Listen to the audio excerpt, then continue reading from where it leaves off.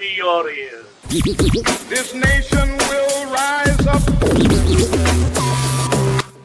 Welcome to the Elemental Health Podcast.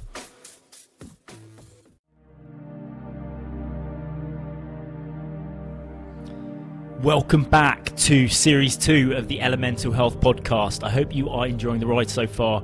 That's truly my desire, is that you find some value and you actually enjoy the content that we are putting out for you guys. Welcome back. In this week's episode, we are diving deep with Si Stratton, who is a really interesting character and has blended in a pretty amazing environment that he's created, blended lots of different styles of training, physical training with a focus on play and doing things slightly differently and getting some incredible movement patterns, and he's really put a lot of thought and experimentation, and I think this guy is probably up there with people that I've met who've tried so many different disciplines of health and fitness and so many different things, and trying to incorporate them in his incredible establishment that he's put together. So we go into the weeds and into the deep on different aspects of health and fitness, and specifically how it's possible to shift the paradigm from seeing fitness as a chore and kind of hard work and something that you have to put a trudge through and you know, potentially you get injured and all those kind of negative connotations around health and fitness. He's really trying to shift the paradigm on that, and we talk about that deep in this episode on how he's trying to turn the corner and create a really fun environment where play is a big emphasis, natural movement is a big emphasis of what he does as well. So it's kind of completely different to what's going on in a lot of the mainstream aspects, where we just kind of hit it hard and you know, work hard and just turn up and grind it out. That's completely different to the way Si approaches everything that he does in the space that he's in, and he's really has in an incredible environment that he's built there at Local Motion in London. It's phenomenal and really interesting conversation. I hope you guys enjoyed this one. Let's crack on and jump straight in with Simon Stratton. Right, Simon, welcome to the podcast, Series 2, the deep dive. So the audience have heard a little bit about you in the intro, and I want to sort of continue that and just hear more about kind of what you're up to and where you are at the moment, and actually deep dive into a couple of things that are on my mind around where the industry's going in terms of the gym space, and also the barriers that certain demographics have to doing new things, doing cool stuff, and that sort of those bits and pieces we'll try and get into. But obviously, kind of we'll see how we go. But yes, so we've literally just found out that we grew up in pretty much the same place, which is funny. But yes, so kind of, you know, let's hear your abridged version of how you came to run and operate such an amazing space here in Wandsworth, and your kind of fitness journey and you know, where you are now. Sure, I guess I came through quite traditional beginnings, like most, working out of a kind of Globo gym, a big kind of corporate gym. And prior to that, and actually during the beginnings of my work as a coach in London, I was also an actor. So I was an actor for 8 years, so I already had in my head, I guess, more awareness of my physicality, how I move my body, how I kind of carry myself. That was already a part of my sort of training. I trained at Lambda in London, and that very much informed the kind of coaching that I was doing. So I was immediately drawn to functional training because it was kind of cool back then. I think it's a dirty word now, but you know, anything that wasn't fixed. So I very quickly became very bored of fixed machines. I kind of wanted to move. You know, when all these different bits of functional kit came out, I just wanted to jump on them and play with them. And so I'd always kind of trained that way myself. Growing up in the New Forest, I was outside all the time, riding bikes, climbing trees, making bows and arrows, building dens, sailing, riding horses. So I had a very active childhood. I was immersed in nature all the time. Like we were saying, my parents had a house in the middle of the New Forest, so 5 minutes I could be in the woods, in a tree. So So I think coming from that childhood, coming through acting into the fitness industry, uh, it jarred with me. I think that kind of globo gym setting, um, and then I went to a workshop. I went to a workshop, like a 2-day workshop. It was called the Fundamentals of Human Movement, and I realised, despite being in pretty good shape, uh, I was actually quite limited in doing a lot of these kind of things that we should be able to do, like flat foot squat, sitting or resting squat, um, and hanging, crawling on the floor. Um, but it felt great. It was fun, and it was challenging, and it was frustrating, but in a good way. It was kind of like, wow, I should be able to do these things. It's crazy. Like we're animals at the end of the day. You know, we have these amazingly adaptable bodies.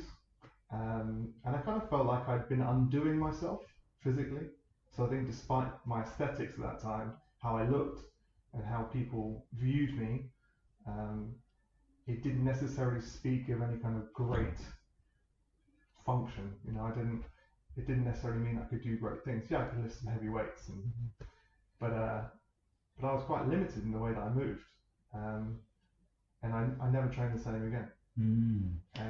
And I was introduced to different people, and I went off and I just immersed myself in training with as many different people as I could, as many different things as I could.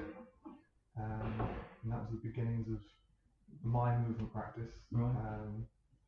And I guess the beginnings of local motion. Right. I want to get onto that right away, but it's funny because that story that you told there is a current theme of lots of the people I've had on the podcast. Is they had the kind of aesthetics, the classic gym look and knowledge and practice, but they weren't sort of I'm not using another word, but functionally fit. They weren't able to do certain movement patterns, and it didn't feel kind of as alive as they perhaps could. And that is such a prevalent theme. So it's really interesting you saying that as a guest, and I've certainly witnessed that in coaching. That people come to you and they it doesn't really matter what they look like, but there's kind of people are in pigeonholes of kind of like, oh, I need to go to a quote unquote globo gym and do X, Y, and Z to get healthy, quote unquote healthy, which we'll come on to as well. And I think there's a lot of misguided people out there. And I think we've all been on that journey. And I would say we've, the guys like yourself and the other guys that have been on the podcast, you kind of almost have graduated to a different way of thinking, different way of moving, different way of acting. And in order to do that, you have to break through some barriers, right? And you're obviously quite in tune, given your background and bits and pieces, to actually break through those barriers. But I think a lot of people aren't able to do that. They're sort of butting up against convention more than anything else, and not able to break through. I think it's that. I think it's convention. I think it's I think it's a misguided perception of what fitness is, and I think that's portrayed in most magazines on the shelf. Get a six pack in 6 weeks. We're kind of constantly fed this information that's a little bit misleading, and is ever changing, as we know. Just look at the field of nutrition; it's changing all the time. 1 minute organic chicken is a superfood, the next minute, we should be plant-based. So it's fitness in a weird way has been stuck in one thing, in one kind of format for such a long time. And I think when we set up Local Motion 5 years ago now, it was niche. It was like Ido Portal. Yeah. Was niche. Like, he was working, and obviously he was a huge inspiration on I think probably most movers in the world, but not a lot of people knew about movement training, what it was, or really understood it. And I noticed that opening the doors here, showing people around and telling them what we do, and really seeing a kind of puzzled look on their face. And I think that thing they come up against, and I don't mean this always in a negative sense, but is kind of ego. I think ego is a big issue. And whether it's you've been training in the gym and you can bench X and you can squat Y and you can do X number of push-ups, you have to kind of leave that at the door with movement. Movement is kind of the antithesis of that sort of approach to training. It's like what are my weaknesses? Let me find my weaknesses and iron those out, Mm-hmm. and then let me build a practice which will afford me the ability to perform different skills. And then for me personally, my intention always when I'm training is, what am I going to do with this skill that I'm learning? So there are skills that you would perform for the sake of doing a skill, like a handstand is a great example, but the journey to handstand covers so many different things: wrist flexibility, shoulder stability, flexion, extension, core strength. There's so much wrapped up in that process. It's the process that's the thing, not the skill. The handstand is just a party trick, but it's a target, something to pitch for, to aim for. And these things take time, so you have to love the process. You can't, people come in and say like, oh, I want to do a muscle up.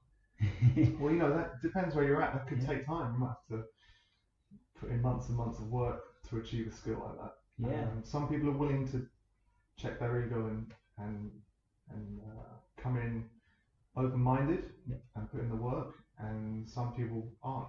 They kind of got comfortable in the gym. Mm-hmm. They feel good. Yeah. Like they have a sense of self in the gym. People come up to them and they ask them what they eat, and they look a certain way, and they feel good, I guess, to a point about that. And they've worked hard. People do work hard in the gym. That's the thing. Yeah. Well, Yeah. No, I agree with you 100%. What about? So you said it really clearly. I mean, people need to get over themselves to progress in any aspect of their life. Really, I'd 100% agree with that. And checking your ego is a massive factor there. What do you think we're getting wrong in terms of the guys who aren't yet in the gym or don't have confidence in the gym, but they're still drawn to the conventional way of lifting weights, the machinery, the kind of like the look like this and act like this and train like this?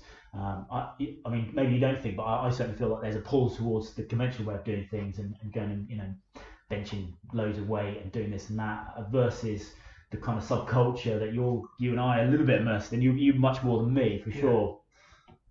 I think there is this thing. I think if you said that you didn't, when you trained, you weren't trained to look better, you'd be lying to yourself. I think subconsciously, as primates, we all want to look good. We all want to be attractive to other people. We all kind of are looking for that kind of affirmation from without. I think movement practice is slightly more kind of internal practice. So for me, it's been quite a meditative process. So it's a little bit more about looking in, and it holds a mirror up to you in many ways. There are many frustrations that come from it. There's very much a psychological aspect to it as well. So if I'm training with people, from a parkour background, there's a huge psychological thing going on there. There's jumping from height or rolling on the ground for the first time in like 20 years, and that's a big thing I'm passionate about, is taking adults out of a gym setting. Not to say you don't do that anymore, or you're not welcome here. I think all training is good. I think it's just knowing why you're doing it. If you want to train to look a certain way, cool, power to you. But for me, I think again going back to our childhood, growing up having an active lifestyle, being outdoors a lot, I was desperate, I think, to reconnect with myself, with other people, because there's definitely more of a community around movement, and to reconnect with nature, essentially, to reconnect with the ground and to reconnect with walls and other people. That was a big passion of mine. So I'm very much of the mindset that people should do lots of stuff. I used to think I should be a specialist. I used to kind of apologize to people for not being a specialist. But I'm a real mongrel of movement, so I do a bit of everything, and I love it, and it's what keeps me practicing. So I can't claim to be brilliant at anything, but I move every day. I bring as much play into my movement as possible, whether it be balancing, juggling, or rolling on the floor, or climbing, or swimming, or whatever it is. That's kind of how I train, so I keep moving and stay healthy and stay passionate, I guess, about what I do. I think, So I think what I'm hearing there is that you kind of, yeah, people that aren't there yet need, perhaps not need. It's not for us to dictate. Is it really? Everyone's each into their own, but there's a level of awareness. Yeah, I think that's the key word. Yeah. In all aspects of life. Actually, I think awareness is the thing. I think in relationships, in your relationship with yourself, with other people, with your kids. And I have 2 kids. That's been a massive learning process. Having awareness of yourself and how you are in space in relation to other people, in relation to the environment. And there's a huge thing now about obviously our impact on the planet. This is just all comes down to awareness, really. I think that's a very powerful thing. And I think, again, going back, if you can understand why you're doing something, fine. If you can come up with a legitimate reason for doing something, I think great. I think, yeah, and coupling that with what you said earlier is I think we overlook the basic stuff as well, the kind of primal movement bits and pieces, which, it's a thing now, don't get me wrong, and you're very much immersed in that culture, but for kind of the layperson out there, that I think they kind of, it's that classic thing, they're kind of overlooking the basic stuff, and you, in most aspects of life, the awareness is to actually do the basics really well. That is a type of awareness, isn't it, really? And I know a lot of practices that you do is about mastering those basic things that we quote unquote don't need because we've designed these technological things to sit on or sit in and get us from A to B, and so I think, that awareness that we need to kind of peel it back to a much more base level is huge as well. Yeah, absolutely. I think, and I've got friends who can probably talk in a much more educated way on this stuff, but that's very much part of my. I'm in that place now. I mean, I did a lot of things. I trained, had the pleasure of training with Paul Check, doing holistic lifestyle coaching, and that I made a lot of change stuff back to that course, which I think was like 4 or 5 days. You go to these things and things kind of resonate with you. You're always kind of pulling, extracting.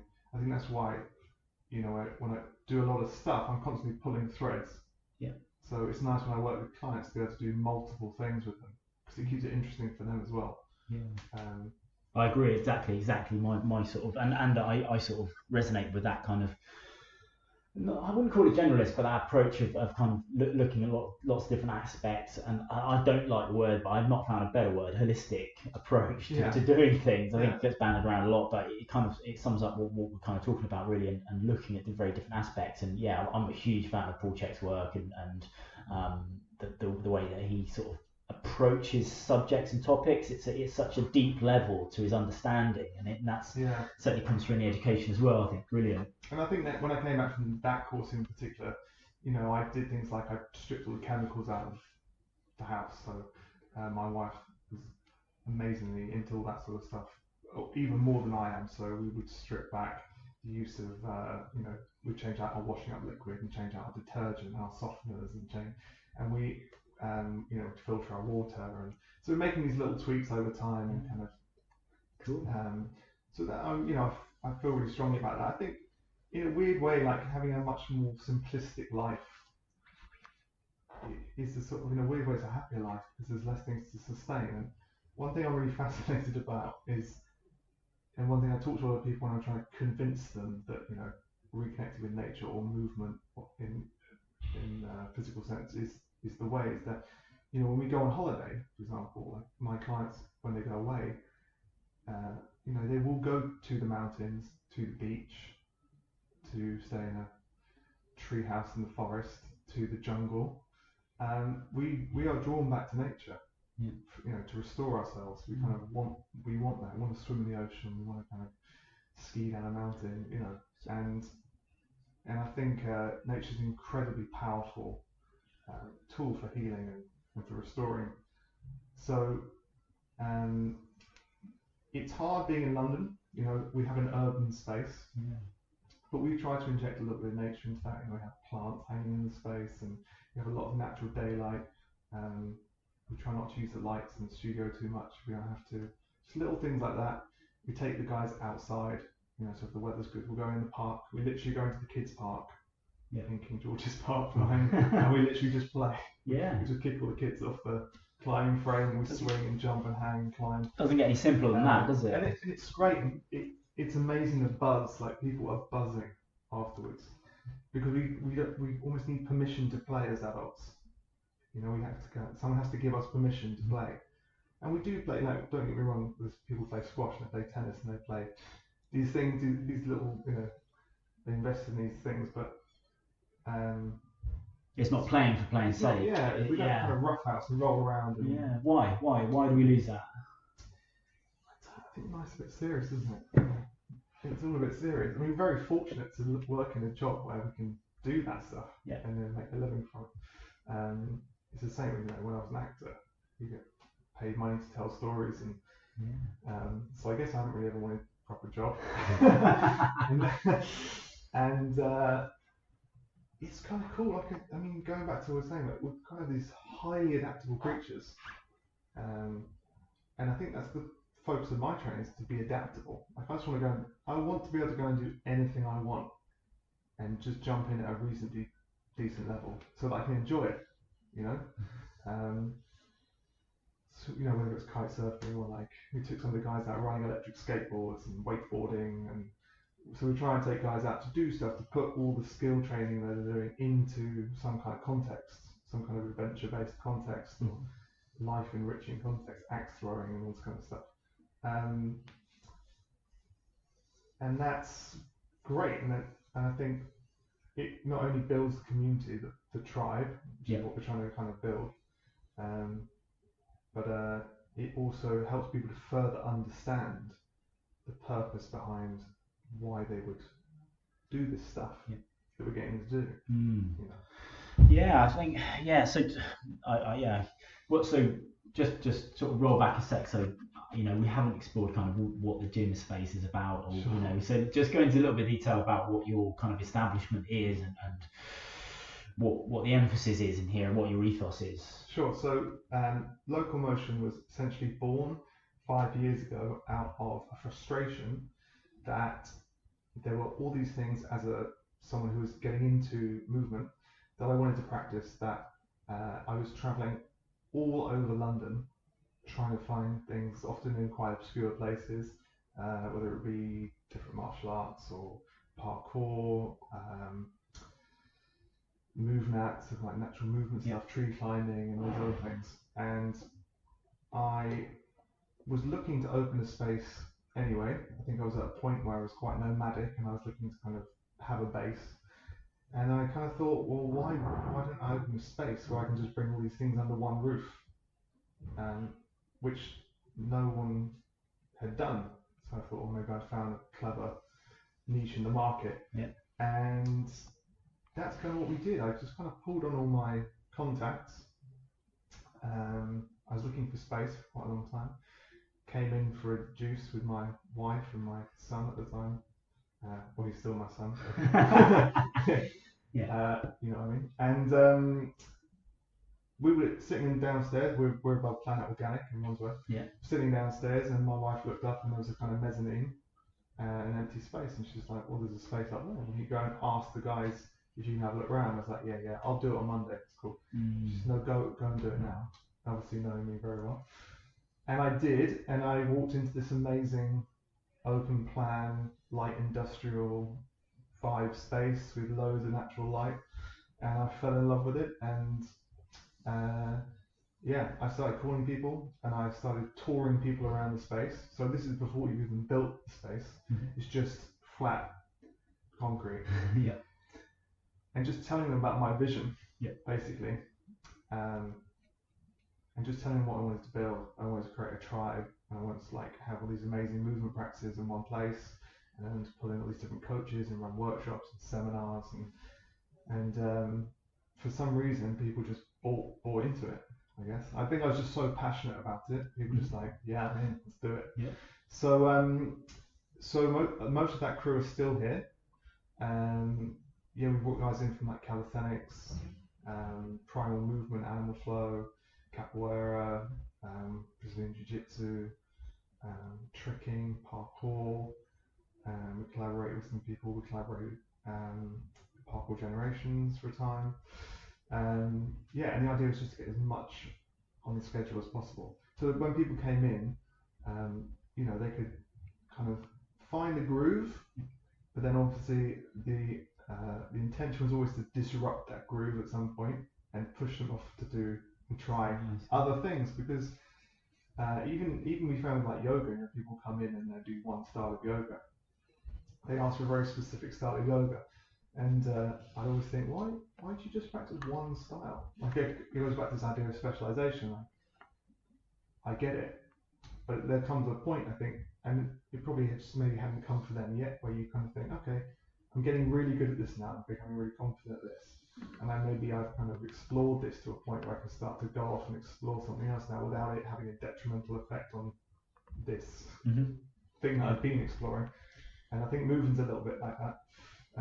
So we have people coming from yoga, and then we'd say, why don't we get rid of the mat and put a little primal twist on it, and you try animal flow, and they love it. And they love it, and it's very different. Yeah, very different. But there's enough yogic moves in there for it to be kind of comfortable. Yeah, relatable. Yeah, and then you see this amazing evolution of mindset, which is like, oh, this is kind of cool. Maybe I'll try some of like the movement classes. Sounds sneaky, Si. Sounds it was sneaky. A little bit sneaky. Yeah. I think it's now sitting here with you now. People know what movement. I think a lot of people know what it is, and I think a lot of people practice some kind of movement. I mean, if I go to the gym next door, there are people doing handstands, and there are people, there are guys doing yoga, and that wasn't happening, I think, 5 years ago. I didn't see that on the gym floor. And I think social media's had a lot to do with that, Facebook and Instagram especially. People seeing other people doing amazing things with their body, doing handstands and different hand balancing and arm balancing and tricks and backflips, and people are inspired. I think that's been a really positive thing that social media's brought forward. There is a little bit this like, I want it now. Like, how long will it take me to get this, or how long will it take me to get that mindset, which I think is kind of born out of the magazines. And I think that's been the hard part. I think educating people on why they should do it, getting them involved in the practice, and then convincing them to stick with it. Yep. For the long term. So how have you gone about that? How have you attracted your market audience? How have you got people through the door? So a lot of word of mouth, to be honest, because we're on the high street, we're off the high street, so we're upstairs above the store. Yeah. The right store, though. You're above the right store. The right store, yeah. And we are very fortunate. We've inadvertently become a kind of a hub for education in the movement arena in London. So having the only movement space for like the best part of 5 years in the city, we've had some amazing people through our doors. So we've been able to kind of, I think, reach a larger audience on social media. We have some phenomenal trainers who all have their own followings and skill sets and specializations. And that can't be underestimated. I mean, the team here is phenomenal.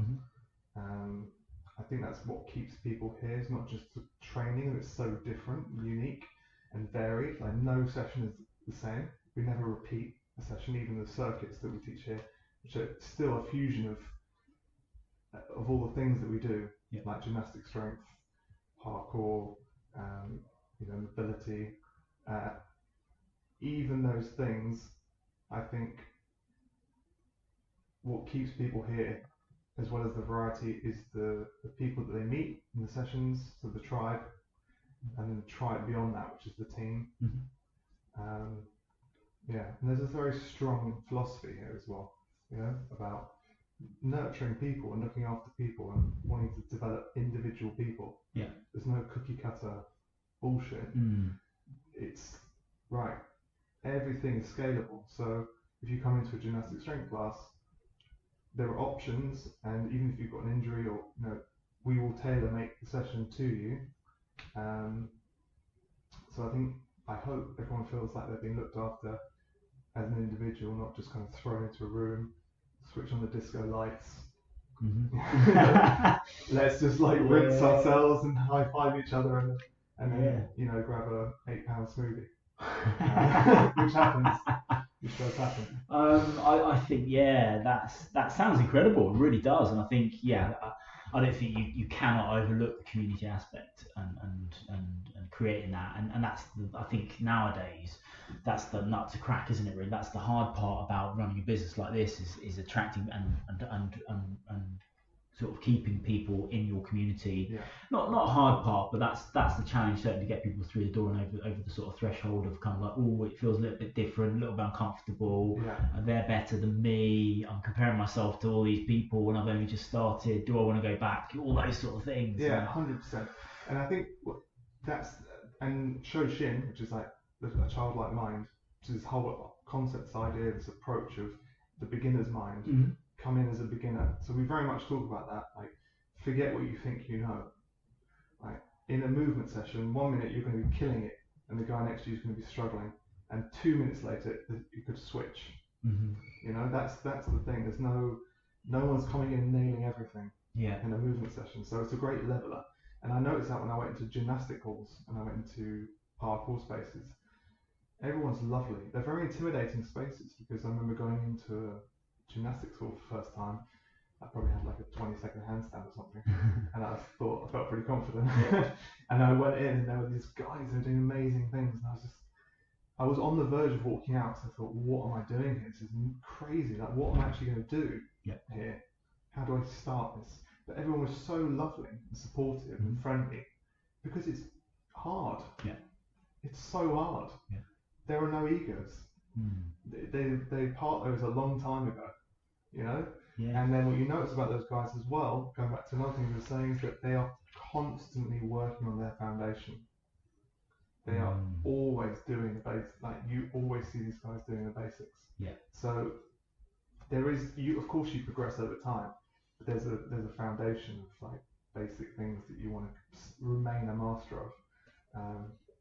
And that's been a big part, I think, of my checking my ego, is kind of coming back, you know, going back to the wall with the handstand, or, you know, putting extra mobility stuff into a strength workout, or, you know, and realizing that all of these things can be blended together.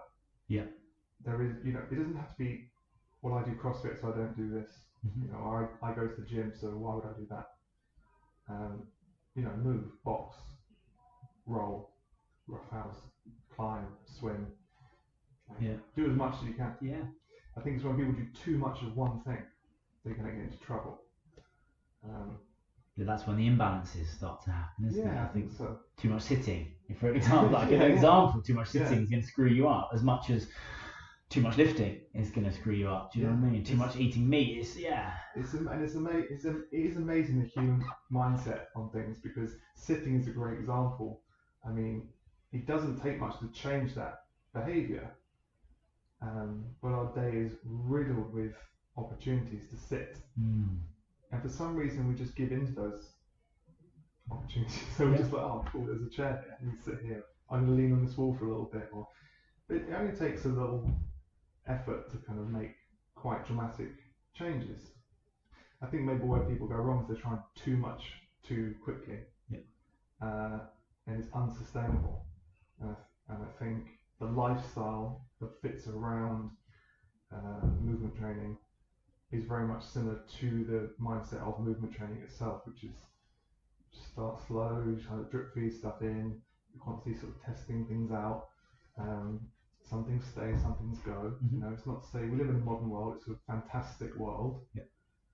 It screws us over in lots of ways, but if you're aware of how it screws you over, going back to awareness, you can make changes. So like, if sitting at your desk is a problem and is affecting you being able to get on the floor and play with your kids, stand up at your desk, get a standing desk.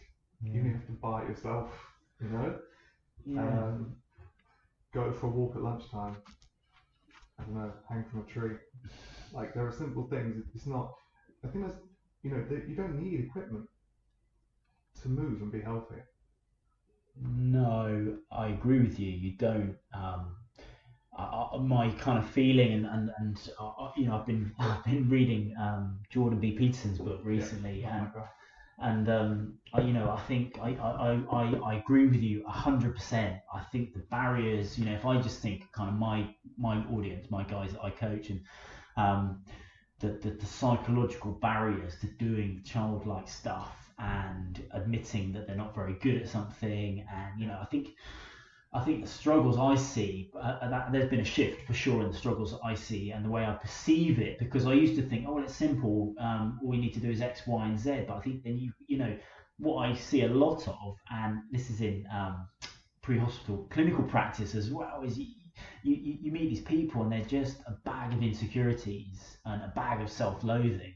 And in order to do the things that we're talking about, like the cool stuff that we're talking about, even if it's so basic that I just think there's it's a struggle. It really is, and the cultural norms are pushing you in the opposite direction. And I think there's something that I was debating in a Facebook group is kind of like, oh, people are just lazy, and I just think as professionals it's just not a good enough answer. I think there's like the psychological aspect can't be overlooked. And I guess that's kind of like the deep dive aspect of this chat I was going to move into. So, not that I'm challenging what you're saying, by the way. No, I agree with you. And as you're talking, I'm thinking of reasons. Mm. Lazy is one of them. Yeah. Ego, obviously, is another. And I think it's a combination of things. But it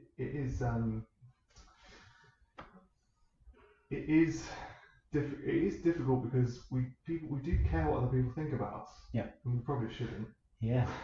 And it does stop us from doing a lot of things. And I include myself in that. Yeah. And I do, if I'm training in a gym space, I'm aware of people watching me, and I probably want them to think like, cool, that guy's doing some cool stuff. Or, of course there is an ego. I'm not saying that we can be without ego, but it's, I guess it's trying to bring an awareness to the ego, to what you're feeling and why you're feeling it, and trying to manage that in the best way possible, so you can just lead a fulfilling physical practice, life, relationship, whatever it might be.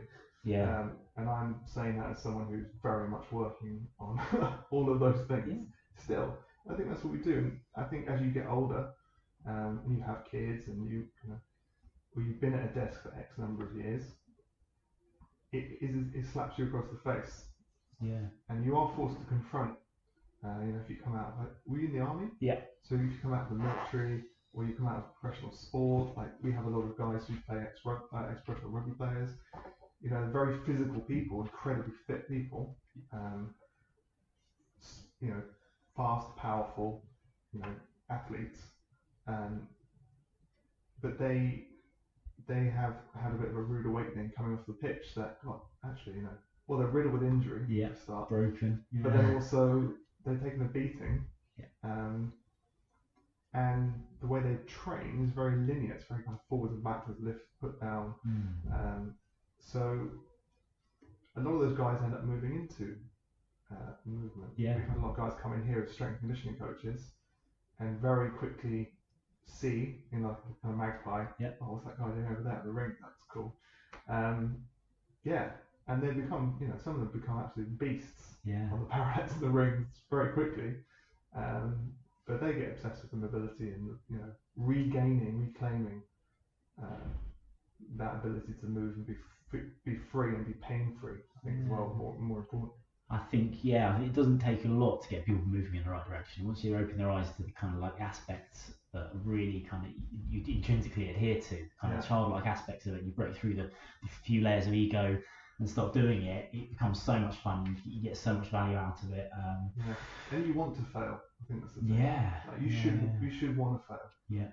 And that's okay. Like no one cares. Yeah. Like what I was saying, no one cares how many reps you're doing. Yeah. Like just do them really well, and train at your level. And then when the time is right, you build up and you increase it over time. Doesn't matter what your partner's doing, the person next to you. And I think that was a big thing for me in the gym. I used to get distracted all the time. That's probably why I'm a generalist. I get distracted. I'm like, oh, I want to do that. I want to do that.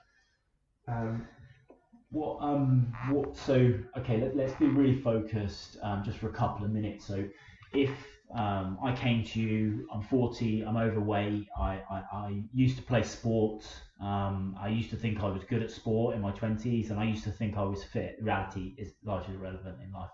I think the study shows you only remember 50% of exactly true. So, but I used to think I was fit, I used to think I was good at sport. I'm now overweight, I haven't really done any exercise for, I don't know, between 5 and 10 years. I'm busy in my own mind. Why would I be drawn to why should I indoctrinate myself in this movement culture that you're advocating versus, going to the Globo gym next door and doing what Arnie did? Okay, I think it's quite an easy argument in the sense that it's more simplistic. You can do it at home. You don't need a lot of stuff. You can fit it around family and work and life. We've created this mindset that in order to be healthier and to look better physically, we have to punish our bodies, and that's just not the case. And I think my first thing with clients is try and have them take a more restorative mindset, which is like, right, how am I feeling? Like, one of my first questions when clients come in is like, how's the body? Like, how are you feeling? What's going on? Because the whole session might change based on what's happening. They might have sprained their ankle on the way from the car park to the gym. And then with that often comes a psychological aspect as well. In fact, they'll often tell you how they're feeling emotionally before they tell you how they're feeling physically. And I think people of that age really are looking to take better care of themselves, and that's kind of what it's all about. It's like an exploration of self.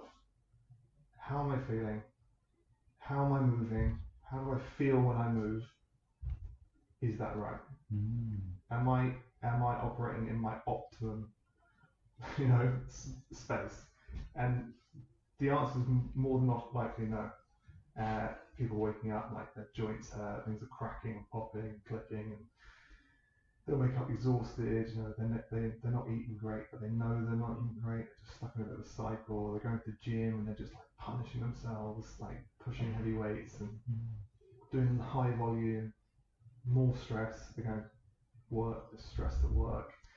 They get home, they can kind of barely manage things at home, and again, I'm talking from personal experience. And we're just, they're just stressed out.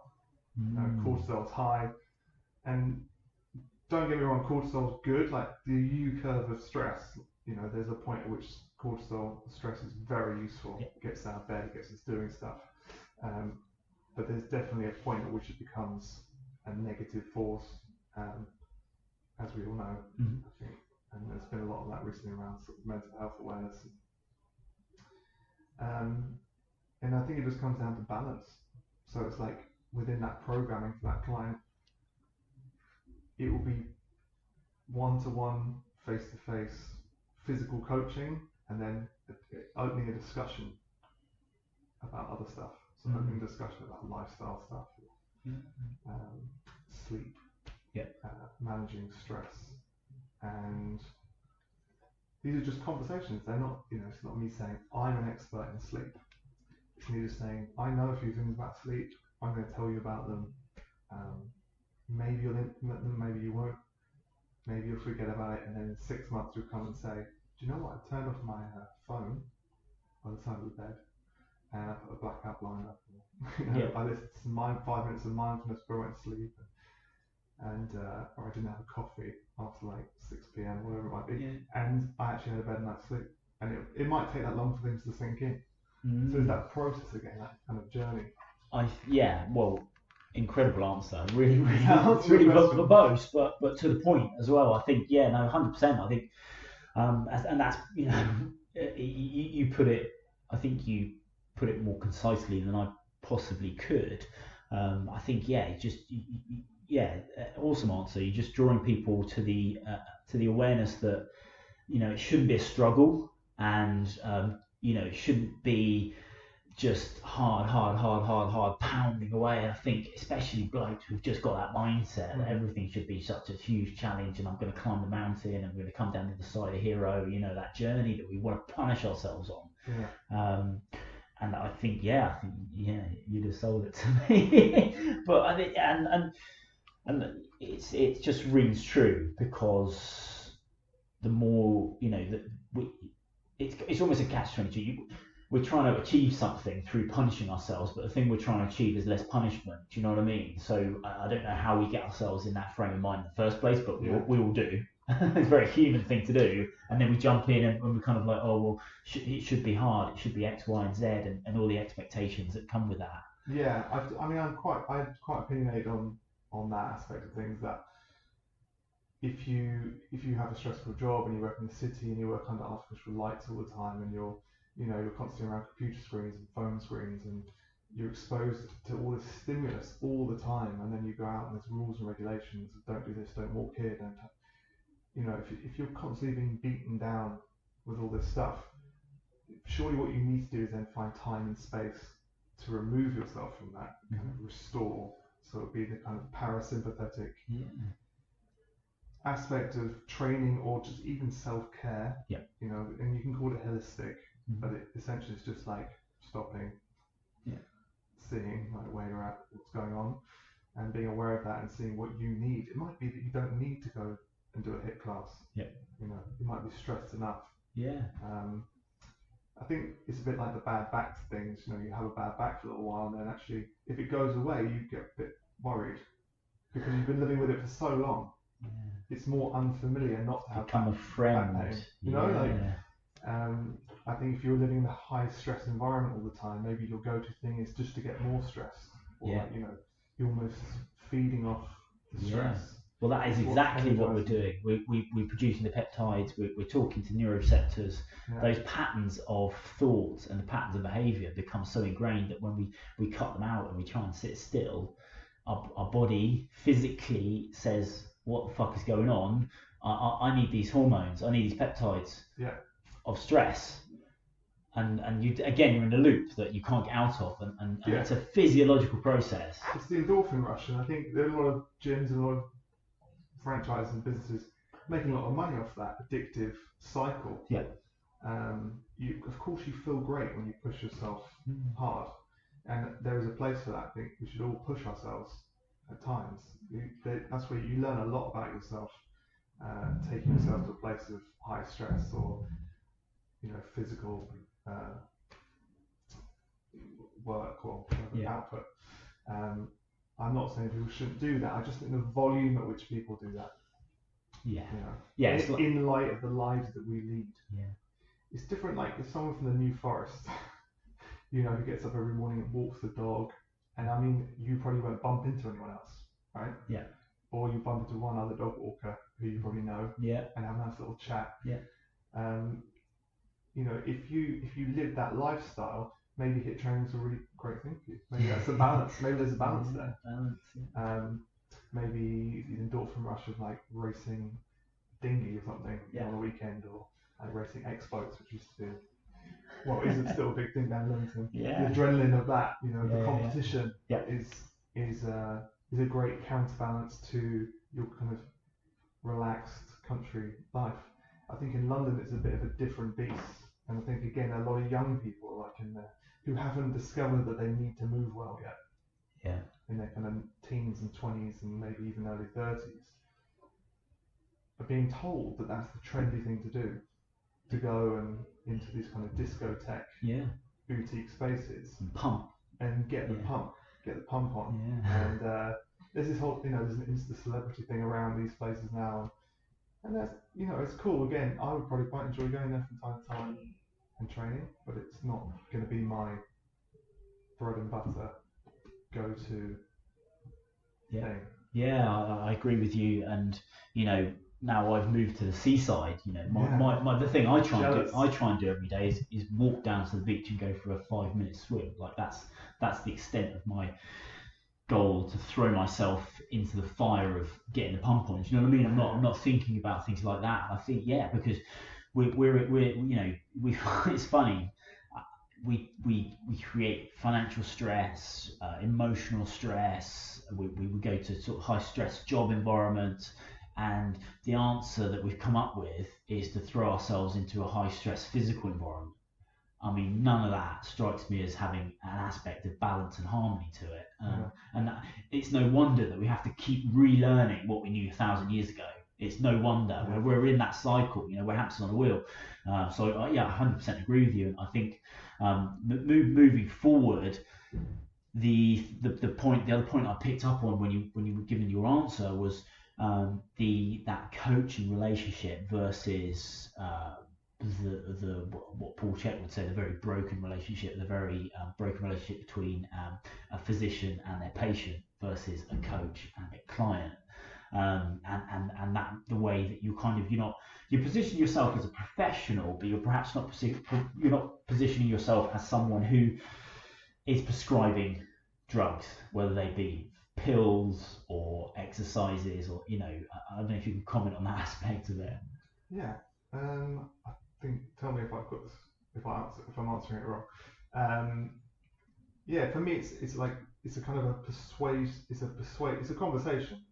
So I don't often prescribe movement stuff to my clients. They might have things they're working on, and then if they're going training between seeing me, they'll be working on those things. Often we'll take a movement and we'll reverse engineer it, so we'll break it down into its component parts. Like a lot of movement training is based around training patterns of movement, not isolating individual muscles. So they might be practicing smaller patterns, in a build up to learning a skill, for example, and that might be something they're passionate about, and they'll be greasing that groove on their own time. That's cool, but I'm not really kind of prescribing anything. I think what happens is people get to a point where they enjoy it so much that they just instinctively do it. So I've driven past a client once on the way to work hanging off some scaffolding outside a coffee shop. Wicked. And I was like, oh, that's amazing. And like an old client as well. And they were just out walking the dog, and they saw some scaffolding, and they thought, I obviously just really feel like having a hang. Yeah. And that's great. And then I always say to people, like, you're never going to walk through a park in the same way again. Yeah. You see a railing, you want to balance on it.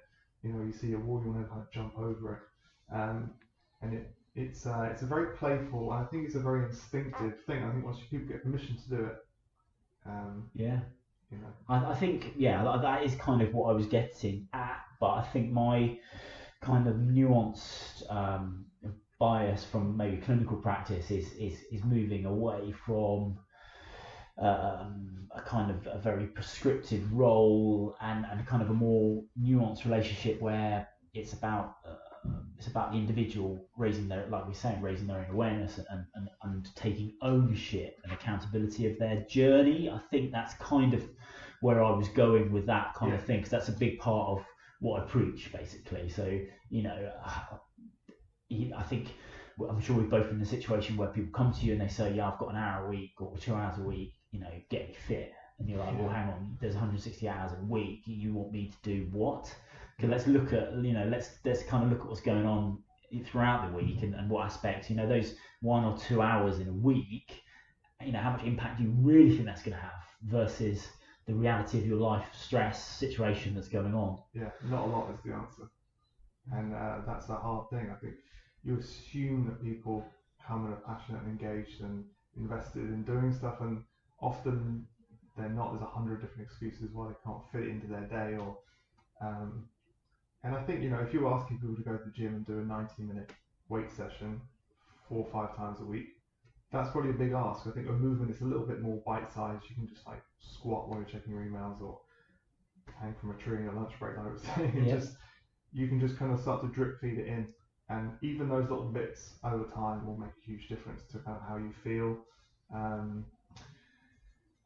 Being in nature, just trying to find ways. I try and encourage a lot of people, if they're taking calls, to go outside. Just like walk around the building. I don't know, walk down the street. Like go out. Why would you sit in your office in a swivel chair? If you're on an hour's conference call, why not walk through the park? Yeah. I don't know, little things. Just offering ideas, like dropping in ideas. So I guess from a coaching perspective, it's like an ongoing conversation. Yep. And it's an individualized evolution Mm-hmm. in that everyone's different.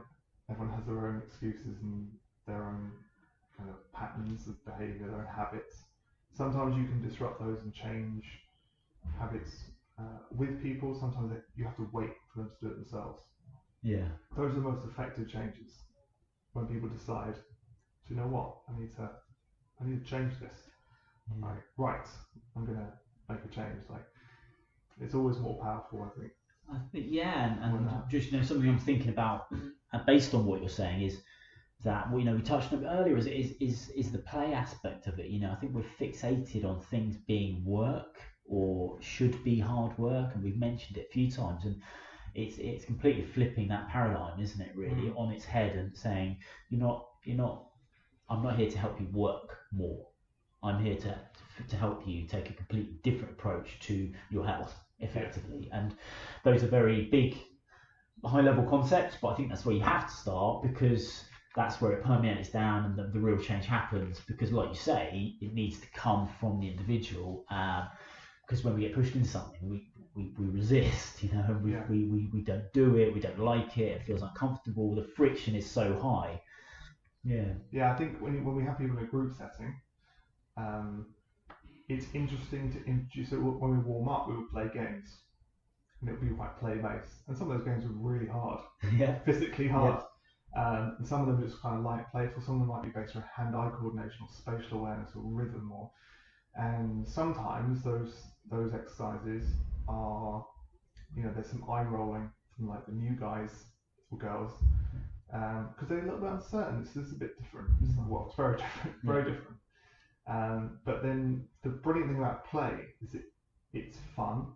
So as soon as they start to play, they're smiling and giggling and quite childlike behaviour. And there's connection. So there's connection from them. So like if I'm bouncing a ball, there's a brain-body connection. Like I'm in the moment. I'm bouncing it. I'm not thinking about my ex-girlfriend or my boss. I'm thinking about the ball bouncing from the hand to the floor and back, and you're kind of in the moment. That's quite a powerful thing. Anyway, because how often are we truly present? So I think there's that aspect of it.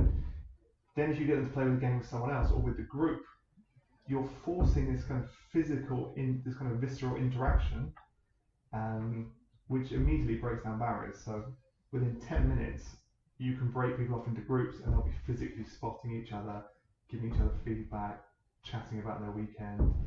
It's a really good, very powerful thing. And yeah, there's some resistance to it, but I think once you've broken the back of it, it's like, this is cool. Yeah. What are we going to play this week? What's next? Like, what can you come up with next? What else can you do with a tennis ball? Like, it's getting people outside their shell, isn't it? And then as soon as you realise it's a whole new world, and you can't help but enjoy yourself, because it, like you said, is very visceral. We've innately got a connection to these things and to each other, but yet we put these barriers day to day in front of ourselves. It's crazy. The handshake is like just the barrier to the hug, right? Yeah. So it's weird. People get weird about being other people's personal space, and it's very much a city thing. When I arrived in London, I remember getting on the tube. I was going to drama school, and getting on the tube at Ealing Broadway, and I remember getting on the tube and saying good morning to everyone. Yeah. And people just freaked out, like really jolly little country boy, like hi, morning, which I don't do anymore. But yeah, I think this goes back to this whole thing of like connection, and that's been a big thing for me. I think working with different guys, people who specialize in natural movement, like I'm at a core movement, or people who specialize in tree climbing or whatever it might be. It's reconnecting with nature, reconnecting with yourself, so having your self practice, and reconnecting with other people, being able to work with other people physically. I've just started practicing Brazilian Jiu-Jitsu. Cool. It's amazing. Me too. It's like cool, man. It's like it's just the most organic primal thing I've ever done. So it's like rough housing. You're fighting different people, different sizes, different weights, different genders. you and I could roll one day, and then the next day we could roll, and it will be completely different because you might be in a bad headspace, or I don't know. It's just this great thing, and I kind of feel like you don't get that connection, that kind of physical. I mean, just straight in, isn't it? It's like there's no fucking about. There's no intro to. It's like this guy's going to try and choke you out. And and from my perspective, yeah, absolutely. And from my perspective, there's nothing more humbling than have your face dragged across a mat by a 4'5" girl that weighs 50 kilos. Do you know what I mean? And that's the thing. How often, as an adult, male in particular, are you put in a position where you feel helpless? Yeah. Like. Yeah. We avoid it. I'm good at talking my way out of most things. But, that was quite humbling. Yeah. And then when you are the one putting someone in that situation, that's very empowering in a very primal way. Yeah.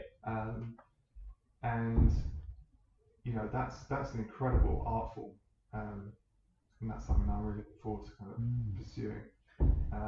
And I'm incorporating a lot of that sort of stuff. And I actually, without knowing it, because gymnastica naturale, which is like the basis of Brazilian jiu-jitsu and capoeira, which you find a lot of in things like movement, I was doing a lot of those movements anyway, the ground movements. Yeah. So synergies across the board. Lovely synergy. Yeah. A lot of these things do overlap, and there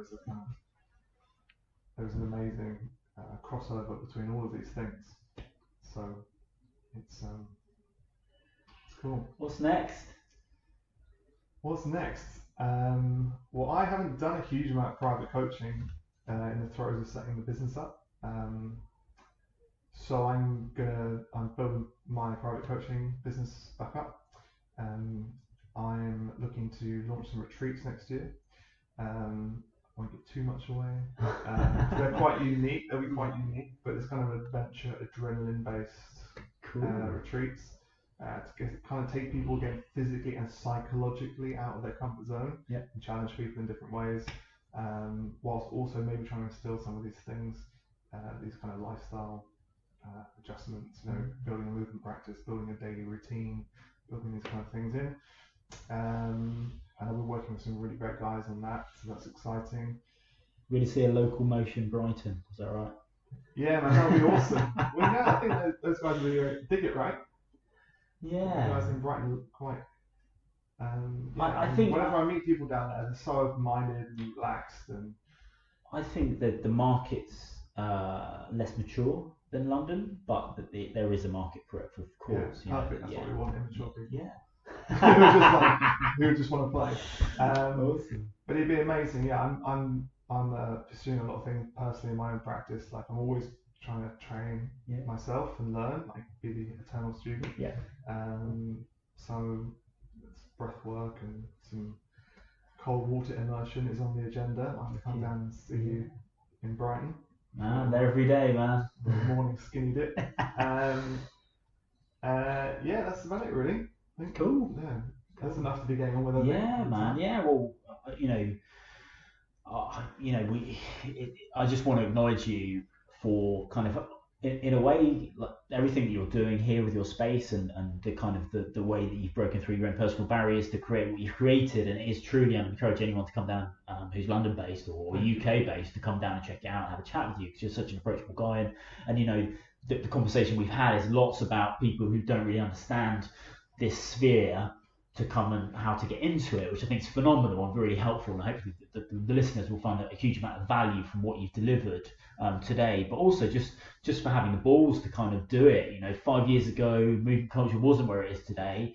To find a space, to take on that overhead, to kind of put yourself out on the limb, to create something that you want to be part of and you think is truly special, because that's no mean feat, that's no small feat. So yeah, awesome. Thank you, mate. That's very kind of you. It was a risk. There's been a lot of sacrifice along the way. I feel now like the tide is turning. I feel this is quite a good time to have this conversation. I think people are looking for something a little bit more enriching. So fingers crossed. Yeah, Local Motion Part 2. The franchise is coming. Might be around the corner. Yeah. Definitely, some retreats and just getting as many people as you can And also, I should say, we have these things, tribal gatherings, which are like our little excursions where we take everyone off and do stuff. It's open to everyone. Yeah. So if you're listening, if you're based in London, stay tuned. Instagram is the go-to. Yeah. How can they find you? We're on Instagram at L Motion Studios, Facebook L Motion Studios, and info at localmotionstudios.com is the email. The website is localmotionlondon.com. Localmotionlondon.com. Wicked. Yeah, it'd be great to hear from people. If you have any questions, they want to come down. Yeah. There are so many synergies between kind of what we're doing as individuals, but also so many of the guys that I've had on the podcast, and hopefully people are getting different aspects of the same model and are able to kind of jump in and sort of engage with people like you and organisations like the one you put together. So I certainly hope people take you up on that. Simon, it's been awesome. Thank you very much, brother. I appreciate it, and I will no doubt speak to you very soon on the podcast. Sweet, bro. Cheers. Another one in the bag. Thank you very much, guys, for listening to that. And hopefully, Si has kind of opened your eyes to different ways of thinking around health and fitness and movement culture, and kind of getting a lot more enjoyment, a lot more satisfaction, and also cultivating weaknesses and working on weaknesses and identifying areas that you need to improve on, and maybe trying to take a different sort of mindset on the way you're approaching your health. Really interesting conversation. I'm sure you'll agree if you got to this far on the podcast, but thank you very much for listening. Please engage with us on social media. I'm at The Knock, and that's THENOQ, whether it be on Facebook or Instagram. Just send me a message. Let me know how you're getting on, any questions. Please. I love engaging with people, and I really want to help you guys out as much as possible. So please let me know how you're getting on. If you want to help us, then you can leave us a review on your favorite app, however you digest it, whether it be iTunes or Stitcher or all the other bits and pieces where you can find the Elemental Health podcast. Please leave us a review. But what works better than that is if you actually tell someone about the podcast verbally or by message directly and get them engaged one-on-one. That's always the most effective way. It's what worked 1,000 years ago, and it's what will work in 1,000 years' time. Guys, thank you very much for listening. Next week's episode is going to be truly phenomenal. It's an incredible conversation that really blew my mind, and I hope you tune in for that one. Speak soon. Take care.